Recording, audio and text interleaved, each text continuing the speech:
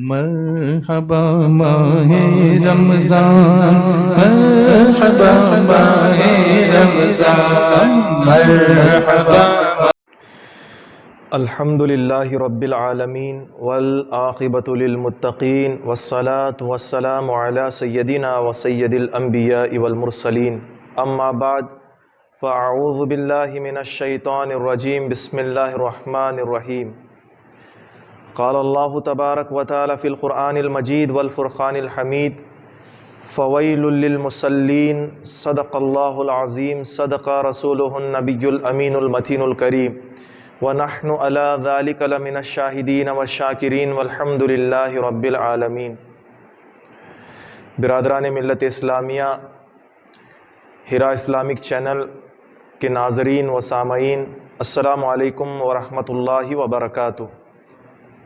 پڑھیں الصلاۃ والسلام علیک یا رسول اللہ، الصلاۃ والسلام علیک یا حبیب اللہ، الصلاۃ والسلام علیک یا نبی اللہ صلی اللہ تعالی علیہ وسلم۔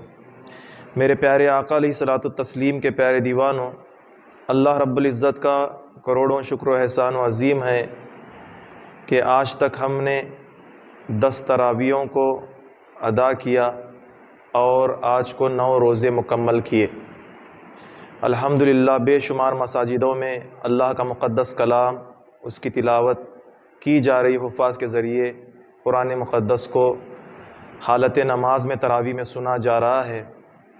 تو اسی کے بنسبت کچھ باتیں نماز کے تعلق سے میں آپ کے سامنے پیش کرنے کے لیے حاضر آیا ہوں۔ آج ہمارے معاشرے کا جائزہ لیا جائے تو نماز میں مسلمان سستی کرتا ہوا نظر آتا ہے۔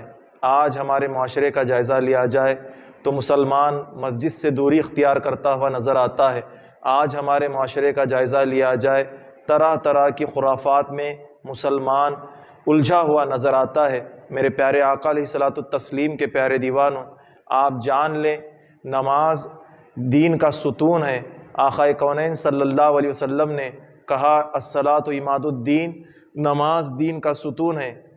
اسی طریقے سے بے شمار باتیں نماز کے حوالے سے قرآن مقدس میں وارد آئی ہیں، اور حضرت امام حسن بصری رضی اللہ تعالیٰ عنہ ارشاد فرماتے ہیں، میں نے قرآن مقدس کا جب مطالعہ کیا تو مجھے پتہ چلا کہ اللہ رب العزت نے 950 مقامات پر نماز کا ذکر فرمایا ہے، عبادت کی تاکید بندوں کو فرمائی ہے۔ تو آپ اندازہ لگائیں، اللہ رب العزت ایک دفعہ بھی کہہ دیتا کہ نماز قائم کرو تو بندوں کے لیے حجت تمام ہو جاتی، مگر ہم سب کے مالک و مولا اللہ رب العزت نے 950 مرتبہ جس عبادت کا ذکر کیا، اس کے نزدیک اس عبادت کا مقام کیا ہوگا، مرتبہ کیا ہوگا، فضیلت کیا ہوگی، اس سے مسلمانوں کو سیکھ حاصل کرنے کی کوشش کرنی چاہیے۔ تو آئیے میرے پیارے آقا علیہ السلام کے پیارے دیوانوں، میں آپ کو بتاؤں، حضرت امام حسن بصری رضی اللہ تعالیٰ عنہ کی بارگاہ میں ایک خاتون آئی اور ساتھ میں اس کا ایک بیٹا موجود تھا۔ دونوں آ کر عرض کرنے لگے، اے امام، ہماری بیٹی کے حق میں دعا کریں، اللہ رب العزت ہماری بیٹی کی مغفرت و بخشش فرما دے۔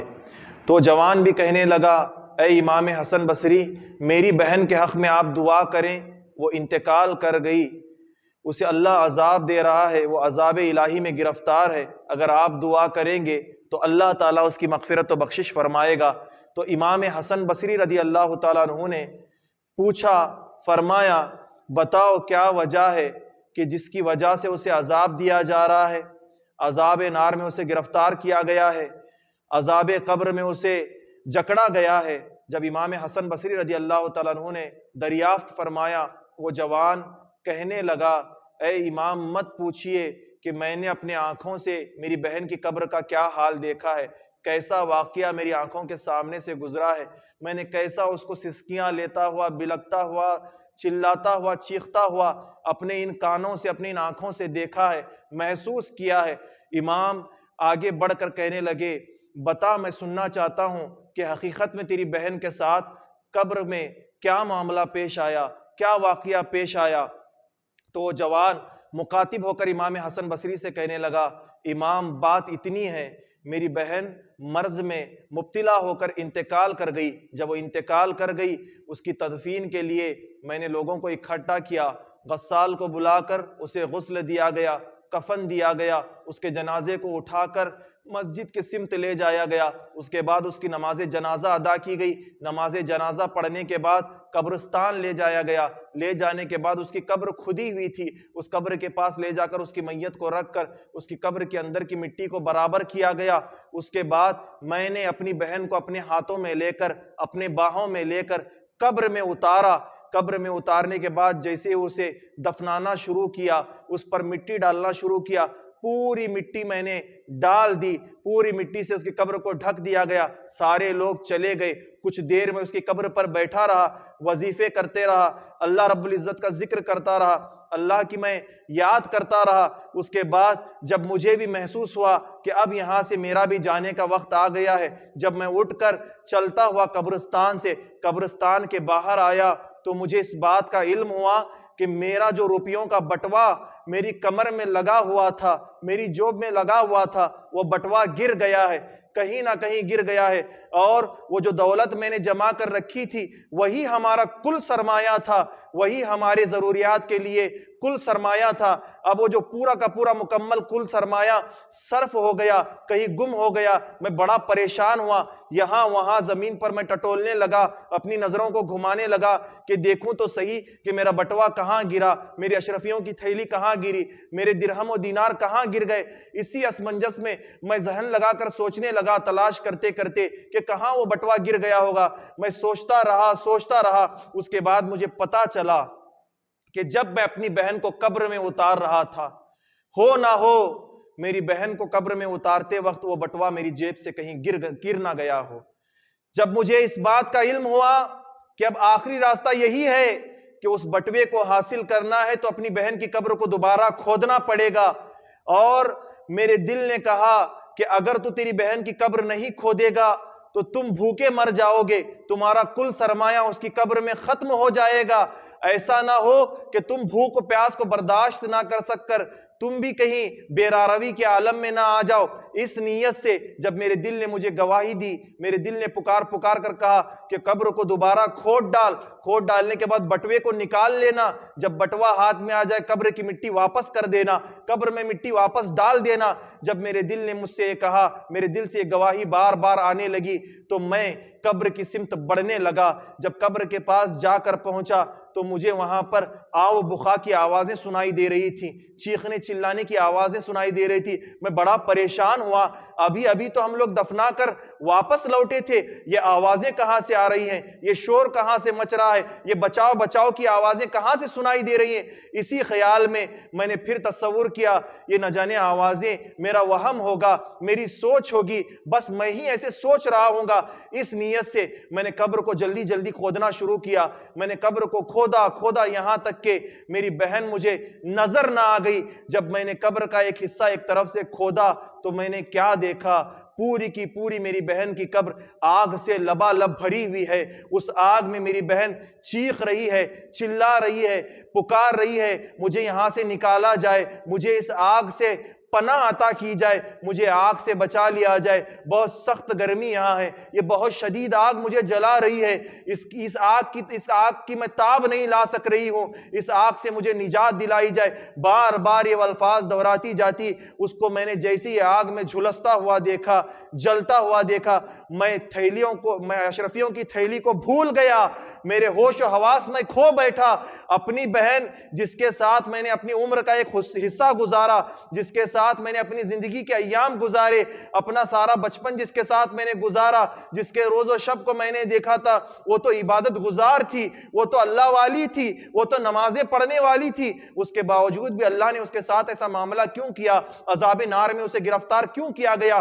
اسی نیت سے اے امام حسن بصری، میں اسی اسمنجس میں بڑا ہڑبڑا گیا، بڑا گھبرا گیا. وہ خوف مجھ پر طاری ہو گیا. میں نے جس وقت اسے آگ میں جکڑا ہوا دیکھا دیکھا، آگ میں لپٹا ہوا دیکھا، اس کی چیخ و چلاہٹ کو ابھی بھی میں اپنے کانوں میں محسوس کر رہا ہوں۔ جیسے ہی میں نے اس کی چیخوں کو سنا تو میں نے جلدی جلدی دولت کو وہیں بھول گیا، اپنے بٹوے کو وہیں پھر دوبارہ بھول گیا، ساری مٹی کو میں نے ایسے تیسے کر کے اس کے قبر پر ڈالا، اس کے بعد میں وہاں سے گرتا پڑتا اپنے گھر پہنچایا۔ میرے پیارے آقا علیہ السلام کے پیارے دیوانوں، سوچنے کی بات ہے، وہ جوان حسن بصری رضی اللہ تعالیٰ عنہ کی بارگاہ میں کہنے لگا، اے امام، میری بہن عابدہ تھی، عبادت گزار تھی، نمازی تھی، تقوی والی تھی۔ آپ اندازہ لگائیں، کیا کوئی نماز پڑھنے والی کے ساتھ بھی ایسا انجام ہو سکتا ہے؟ کیا کسی عبادت گزار کے ساتھ بھی ایسا عمل ہو سکتا ہے؟ اس کے ساتھ ایسا معاملہ پیش آ سکتا ہے؟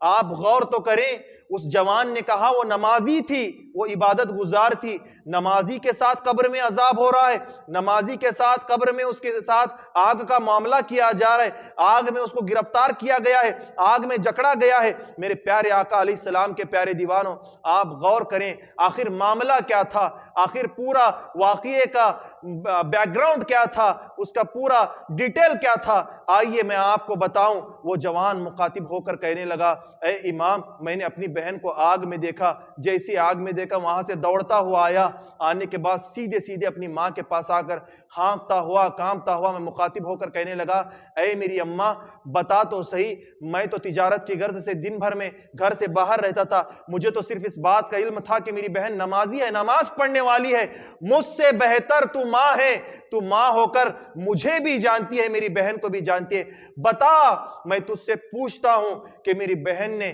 کون سا ایسا برا عمل کیا تھا جس کی وجہ سے آج میں نے اس کو عذاب نار میں گرفتار دیکھا، قبر کے عذاب میں اسے میں نے گرفتار پایا۔ جیسے ہی کہا تو ماں حیرت زدہ ہو کر کہنے لگی، کیا میرے بیٹے واقعی تو نے آج اسے گرفتار عذاب میں دیکھا، عذاب میں ملوث دیکھا؟ کہا کہ ہاں ہاں، میں اسے عذاب میں گرفتار دیکھ کر آیا ہوں۔ بتا میری ماں، وجہ کیا ہے، کس وجہ سے اسے اللہ نے عذاب نار میں گرفتار کیا، جہنم کے عذاب میں، قبر کے عذاب میں اسے گرفتار کیا، بتا۔ تو جب پوچھا میں نے اصرار کیا، یہی میری ماں امام یہ مجھ سے مخاطب ہو کر کہنے لگی، بیٹا تیری بہن نمازی تو ضرور تھی، نمازیں تو ضرور پڑھا کرتی تھی، مگر نمازوں کو وقت پر ادا نہیں کیا کرتی تھی۔ ظہر کی نماز عصر میں پڑھا کرتی تھی، عصر کی نماز مغرب میں پڑھا کرتی تھی، مغرب کی نماز عشاء میں پڑھا کرتی تھی، نمازوں میں سستی کیا کرتی تھی۔ ہو نہ ہو میرے بچے، یہی وہ وجہ ہوگی جس کی وجہ سے اللہ رب العزت اس سے ناراض ہوا اور اسے قبر کی عذاب میں گرفتار کیا گیا۔ میری ماں نے مجھ سے کہا، اس کے بعد اے امام، وہ واقعہ میں نہیں بھول سکا، بار بار جب بھی میں بستر پر لیٹتا تو میری وہ جلتی ہوئی بہن میرے آنکھوں کے سامنے آ جاتی، وہ میری چیختی ہوئی بہن میرے سامنے آ جاتی، وہ میری بلبلاتی ہوئی بہن میرے سامنے آ جاتی۔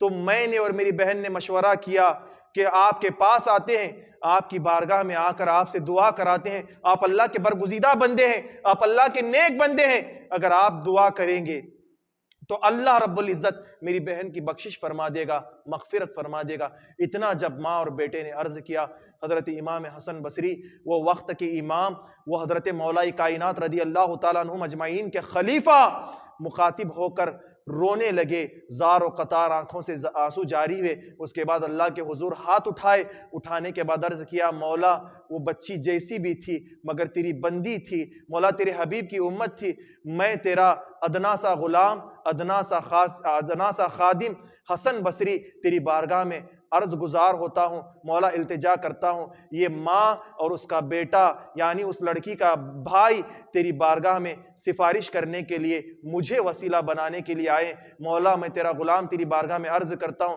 ان کی بہن کی، اس کی ماں کی، بچی کی تو مغفرت فرما، بخشش فرما۔